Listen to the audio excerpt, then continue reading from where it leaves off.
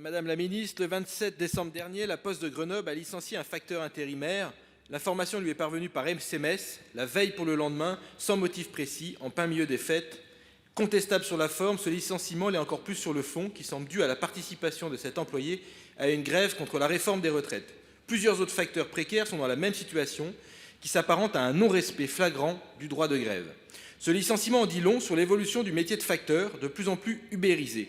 Ainsi, pour les nouvelles embauches, la Poste n'offre plus le statut de facteur, mais recourt à des intérimaires, des sous-traitants ou des CDI en contrat GEL, ces groupements d'employeurs logistiques imaginés pour les salariés d'Amazon, d'IKEA ou encore de Carrefour, et qui sont régis par la convention collective des transports routiers peu protectrice. Les frais de transport ne sont pas pris en charge et les salariés ne peuvent refuser un emploi dans un rayon de 50 km.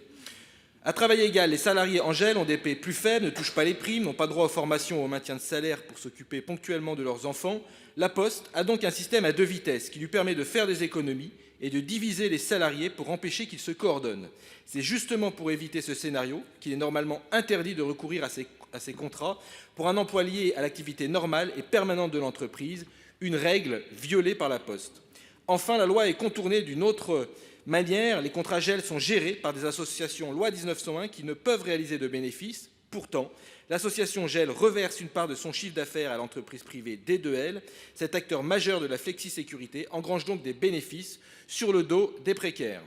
Suite à ces pratiques visiblement illégales, le syndicat Sud-PTT prépare une plainte pour prêt illicite de main-d'œuvre et marchandage et a alerté l'inspection du travail. En attendant des suites judiciaires, comment accepter que la Poste, propriété de l'État et de la Caisse des dépôts, qui reçoit 500 millions d'euros de subventions par an et réalise des bénéfices, ait de telles pratiques? Je vous pose la question, Madame la Ministre.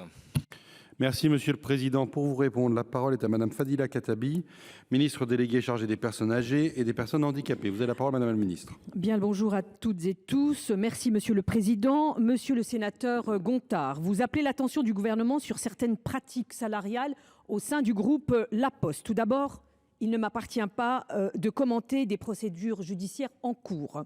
Toutefois, je peux vous rappeler l'état du droit.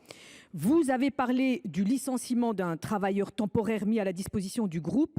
Sans statuer sur le caractère abusif de cette décision, je peux vous dire qu'une entreprise de travail temporaire doit proposer aux salariés, sauf faute grave de ce dernier ou cas de force majeure, un nouveau contrat de mission prenant effet dans un délai maximum de 3 jours. À défaut, elle doit assurer aux salariés une rémunération équivalente à celle qu'il aurait perçue jusqu'au terme du contrat. Par ailleurs, une grève, et j'insiste là-dessus, ne peut justifier la rupture du contrat de travail, sauf en cas de faute lourde, ni donner lieu à aucune mesure discriminatoire. De plus, en cas de litige, je rappelle que le salarié peut bien sûr saisir les prud'hommes. Vous contestez le recours par la Poste à des salariés d'un groupement d'employeurs et alléguez une méconnaissance du principe d'égalité de traitement. Celui-ci ne respecterait pas non plus le principe de non-lucrativité de son activité.